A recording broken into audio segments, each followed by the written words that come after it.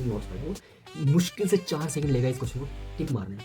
जिसने एनसीईआरटी पढ़ी है वो ढूंढेगा यार पहले म्यूजिक था ना लिखा है, फ्रैक्शन को नहीं लिखोगे, उसके बारे जो मेन पॉइंट्स है वो भी लिखोगे। जैसे क्रेडिट का फ्रैक्शन में एक मेन पॉइंट होता है कि जो कार्बोक्सिल ग्रुप होता है वो मेटल डायरेक्टिंग होता है, तो सिर्फ शॉर्ट नोट्स पे खत्म कर सकते हो तुम, शॉर्ट नोट्स और एनसीईआरटी। तुम्हें कोई जरूरत नहीं है इतने मोटे मोटे नोट्स पढ़ने की, सिर्फ शॉर्ट नोट्स और एनसीईआरटी पढ़ लोगे तो भी वेल एंड गुड हो जाएगा बहुत। जैसे biology. Guys, my name Vishal, currently studying in GMC Haldwani as a first year medical student and in this video we talked about the last 4 month comeback strategy.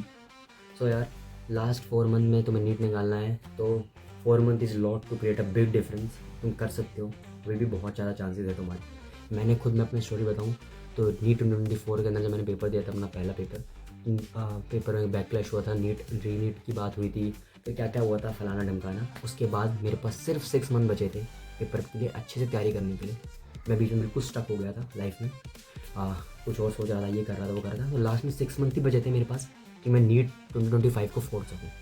And I am glad मैंने all India quota से JMC Haldwani को life में गया हूँ। तो मुझे पता है कि कैसे तुम्हें तैयारी करनी है लास्ट 4 मंथ में, स्पेसिफिकली क्या क्या करना है क्या नहीं करना है। तो प्लीज़ ध्यान से सुनना इस वीडियो को, मैं तुम्हें सब कुछ बताऊँगा इन दी एंड। तो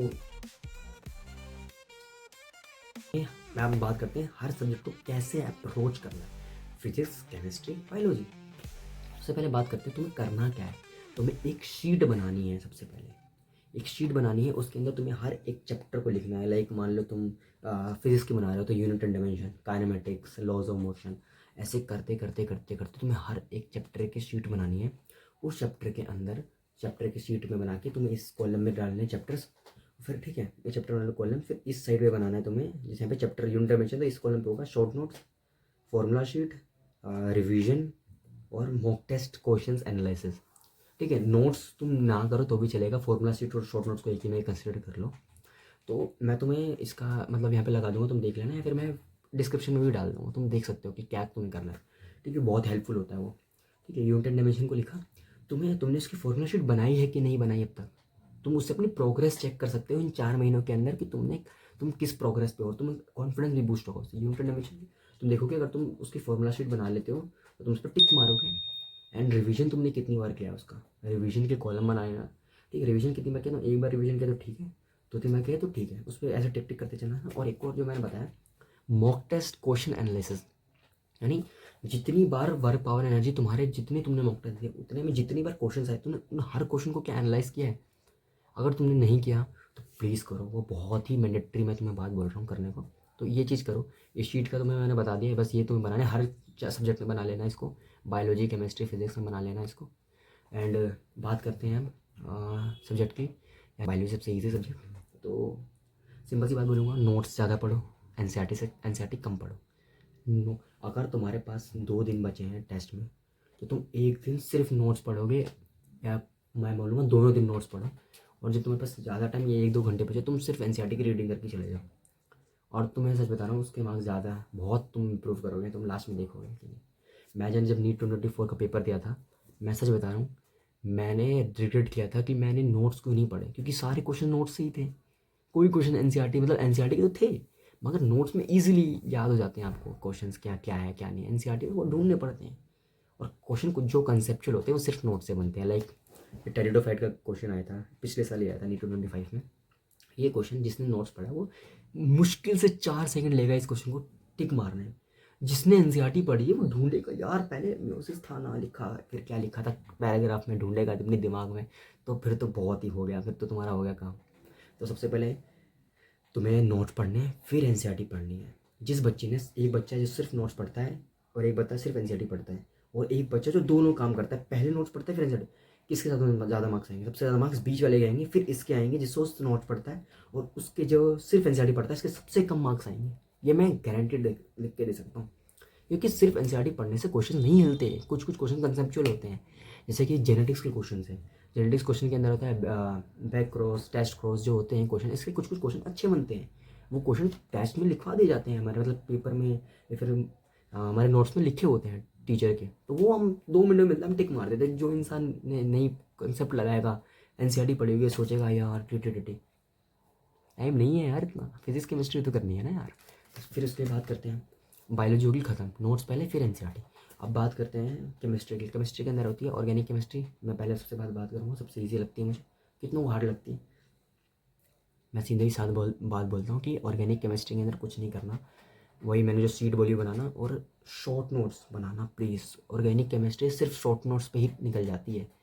तुम सिंपल एक चार्ट बनाया, जैसे तुमने हेलो एल्केन्स का बनाया, हेलो एल्केन्स के अंदर तुमने इसकी रिएक्शंस लिखी, वुड्स रिएक्शन, वुड फिटिक रिएक्शन, या फिर कुछ भी रिएक्शंस होंगी।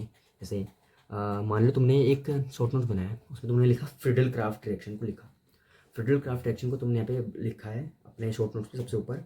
तो तुम सिर्फ फ्रिडल क्राफ्ट रिएक्शन को नहीं लिखोगे, उसके बारे जो मेन पॉइंट्स है वो भी लिखोगे। जैसे फ्रिडल क्राफ्ट रिएक्शन के अंदर एक मेन पॉइंट होता है कि जो कार्बोक्सिल ग्रुप होता है वो मेटल डायरेक्टिंग होता है और डीएक्टिवेट कर देता है, जिसके कारण जो लिविस एसिड होता है AlCl3 अल्मोनियम क्लोराइड वो बाइंड हो जाता है जाके। तो उसलिए कार्बोक्सिल ग्रुप से बाइंड हो जाता है, तो इस कारण रिएक्शन नहीं हो पाती है। तो ये चीज़ भी तुम लिखोगे ना। और एक और चीज़, जो टेस्ट में अच्छे क्वेश्चन आ रहे हैं, जैसे फ्रिडल क्राफ्ट रिएक्शन में तुम्हें लगा यार ये क्वेश्चन क्या क्वेश्चन था यार, ये तो इसने तो दिमाग घुमा दिया, तो उस क्वेश्चन को भी तुम साथ में उस क्वेश्चन में जो मेन चीज़ थी उसको भी ला के नोट करोगे यहाँ पे। ये पूरा इस ऑर्गेनिक केमिस्ट्री सिर्फ शॉर्ट नोट्स पे ख़त्म कर सकते हो तुम, शॉर्ट नोट्स और एनसीईआरटी। तुम्हें कोई जरूरत नहीं है इतने मोटे मोटे नोट्स पढ़ने की, सिर्फ शॉर्ट नोट्स और एनसीईआरटी पढ़ लोगे तो भी वेल एंड गुड हो जाएगा बहुत। जैसे बायोलॉजी को अप्रोच कर रहे थे, इसको भी ऐसे अप्रोच करो।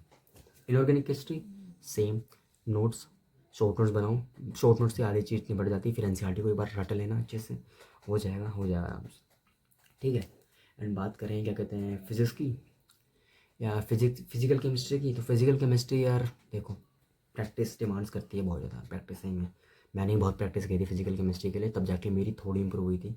सोल्यूशन था चैप्टर, या फिर ये था, ये इसमें मैंने बहुत ज़्यादा प्रैक्टिस की थी, तो तब जाके ये मेरे अच्छे हो पाए थे। तो मैं तुम्हें सिंपल सी बात बोलूँगा कि प्रैक्टिस करो, लेकिन नॉर्मल क्वेश्चन की प्रैक्टिस करोगे तो भी हो जाएगा। सिंपल क्वेश्चन ही आते हैं फिजिकल केमिस्ट्री में, टफ क्वेश्चन नहीं आते। हाँ, मॉड्यूल भी किसी का उठा लोगे, फिर DPPs भी कर लोगे ना, तो भी बहुत अच्छा हो जाएगा फिजिकल केमिस्ट्री, मगर प्रैक्टिस डिमांड करेगी। तुम एक क्वेश्चन को, एक टाइप के क्वेश्चन को 4 या 5 बार प्रैक्टिस करना पड़ेगा, तब जाके फिजिकल केमिस्ट्री तुम्हारी इंप्रूव होगी। बात करें फिजिक्स की, तो फिजिक्स तो यार बहुत ईजी है। फिजिक्स तो मतलब बोलूँ स्कोरिंग सब्जेक्ट लगता है मुझे फिजिक्स। मैंने सबसे ज़्यादा स्कोर मतलब देखा जाए तो फिजिक्स के अंदर ही किया था, क्योंकि फिजिक्स के अंदर कुछ क्वेश्चंस ऐसे होते हैं जो लगते टफ हैं, होते नहीं है टफ, ठीक है। तुम्हें बस उसमें कैलकुलेशन करते रहनी होती है, वो बस देखने में बड़ा लगता है, होता नहीं है बड़ा, ठीक है। तो तुम्हें अपनी कैलकुलेशन स्पीड को अच्छा करना है, क्योंकि 4 महीने रह रहे हैं, आप क्या करोगे यार। तो सबसे पहले जो मेन वेटेड टॉपिक है लाइक YDSE है, या फिर और भी बहुत सारे टॉपिक, डिफ्रैक्शन पे बहुत क्वेश्चन आ जाते थे पहले, और भी टॉपिक्स हैं। इलेक्ट्रोस्टैटिक्स से बहुत सारे क्वेश्चन आते हैं, मैग्नेटिक वाले से बहुत सारे क्वेश्चन आते हैं, या फिर मॉडर्न फिजिक्स तो सबसे ईजी फिजिक्स है, मतलब इससे ईजी कुछ भी नहीं है मॉडर्न फिजिक्स से। उसको लो, अगर तुम्हारे मॉक टेस्ट से फुल मॉक टेस्ट स्टार्ट हो गए हैं तो मॉडर्न फिजिक्स को सबसे पहले करना, इन सबको करना, ऐसे कर करके पूरा कंप्लीट कर लेना। और अगर तुम चाहते हो कि मैं हर सब्जेक्ट के लिए बिल्कुल परफेक्ट वो बना दूँ, हर सब्जेक्ट के लिए एक प्रॉपर वीडियो बना दूँ, तो मैं बता देना, मैं सब प्रॉपर डिटेल में बताऊँगा कि क्या करना है क्या नहीं करना है। बस this is the video, and मैंने तुम्हें सब कुछ बता दिया क्या करना है क्या नहीं करना है। एक बार मैं गो थ्रू करवा देता हूँ तुम्हें क्या क्या क्या करना है। ओवर कॉन्फिडेंस नहीं होना, ठीक है। तुम्हें मॉक टेस्ट देना है अल्टरनेट डेज पे, और जो सेकंड थर्ड कैटेगरी है उनको मैं जल्दी बताता हूँ। पहला स्टेप है वो शीट बनानी जो तुम्हें बताया मैंने, यूनिट एंड डायमेंशन, काइनेमेटिक्स, इन सबको डालना है, और इसको रिवीजन करना है। शॉर्ट नोट्स हो गया, मॉक टेस्ट क्वेश्चन एनालिसिस हो गया, इनको डाल के उस शीट को रखना है अपने पास और टिक मारते जाना है, फिर अपने आगे चिपका दो। तुम्हें दिखेगा तुम लाइफ में कितना भी आगे जा रहे हो। अभी तुम नीट में 4 महीने रह रहे हैं, कितने दिन रह रहे हैं, तो उसके साथ डेट भी डालना है उसके अंदर। दूसरी बात क्या करनी है, जो तुम्हें बताया, शॉर्ट नोट्स बनाने ही बनाने हैं, फॉर्मूला शीट बनानी ही बनानी है। फिजिक्स में हर एक चैप्टर की फॉर्मूला शीट होनी चाहिए। पहले टेस्ट से पहले तुम सिर्फ फॉर्मूला शीट देख के जाओगे, तुम इतने बड़े बड़े पेजेस को नहीं खंगालोगे, तुम सिर्फ फॉर्मूला शीट को देख के जाओगे, शॉर्ट नोट्स को देख के जाओगे। ऑर्गेनिक केमिस्ट्री के शॉर्ट नोट्स बनाने जो बताया तुम्हें मैंने, जैसे कोल्बर रिएक्शन है तो कोल्बर रिएक्शन को लिखा, तो उसके जो मेन पॉइंट्स होते हैं, जैसे एनोड पे क्या बनाया है, कोल्बर इलेक्ट्रोसिस में कैथोड पे क्या है, क्या बनाया है OH, फिर ठीक है, उसको पूरा एकदम लिखोगे, थोड़ी छोटी चीज़ें। और टेस्ट में जो क्वेश्चन आया तुम्हें लगेगा यार ये कोल्बर इलेक्ट्रोसिस का बढ़िया क्वेश्चन आया है, इसको मैं पक्का नोट करूँगा। और एनसीईआरटी का कुछ पॉइंट तुम्हें मिल गया जो कि लगेगा यार आ सकता है, उसको नोट कर लेना शॉर्ट नोट्स के अंदर। शॉर्ट नोट्स 3 या 4 पेजेस का होना चाहिए, उससे ज़्यादा नहीं होना चाहिए, ठीक है। हर ऑर्गेनिक केमिस्ट्री में aldehyde, ketone, haloalkanes, alcohol, सबके शॉर्ट नोट्स होने चाहिए तुम्हारे पास। फिजिक्स के अंदर हर एक चैप्टर के तुम्हारे पास फॉर्मूला शीट्स होनी चाहिए, ठीक है। इनऑर्गेनिक केमिस्ट्री में सेम बोलूँगा जो ऑर्गेनिक केमिस्ट्री में बोला, short notes is must, you have to make it, ठीक है। और कुछ इंपॉर्टेंट क्वेश्चंस होते हैं जो बार बार रिपीट होते हैं PYQ में, तुम देखते हो, उन क्वेश्चन को भी एक ऐसी कॉपी बनाना जैसे तुम जिसमें तुम मॉक टेस्ट एनालिसिस कर रहे हो ना, उसी के पीछे ना उन क्वेश्चंस को नोट करते चलना। तो मुझे लगे कि पीवाईक्यू बहुत रिपीट होता है और मेरे मॉक टेस्ट में भी आता है, तो मुझे नोट कर लेना। लाइक एक ग्रेविटेशन का क्वेश्चन है, यहाँ पे देखो, इसको ये क्वेश्चन बहुत ज़्यादा आता है पेपर में, तो इस क्वेश्चन को तुम्हें क्या करना है, नोट कर लेना है, सिंपल सी बात है। और ये इस क्वेश्चन को अगर तुम्हें दोबारा कोई दिखता है तो तुम पक्का ही करोगे, इस क्वेश्चन को सही मारोगे, 4 नंबर लेके जाओगे अपने, ठीक है। और इसी बात, बायोलॉजी में सिर्फ पहले नोट्स पढ़ना है, फिर एनसीईआरटी पे जाना है, पहले नोट्स पढ़ना है, फिर एनसीईआरटी पे जाना है, बस इतना ही करना है। और तुम्हें बता रहा हूँ 4 के जाओगे नहीं। और यार यही टाइम है कम बैक करने का, फिर तुम्हें दोबारा टाइम नहीं मिलेगा कम बैक करने का। So this is it man, 4 month रह रहे हो तुम्हारे पास और तुम्हें करके दिखाना है, कम बैक करना है बहुत तगड़ा। मैंने करा था, तुम भी करके जाओगे। और स्टेथोस्कोप खरीदना तो मेरा अगले साल है पक्का। Ever tried? Ever failed? No matter. Try again. Fail again. Fail better. The world is yours. A little reactivate your hips and push your ass out. Gotta put the roll in so bad I'm about to pass out. Wanna dig you, and I can't even lie about it, baby. Just alleviate your clothes, I'm the fly out.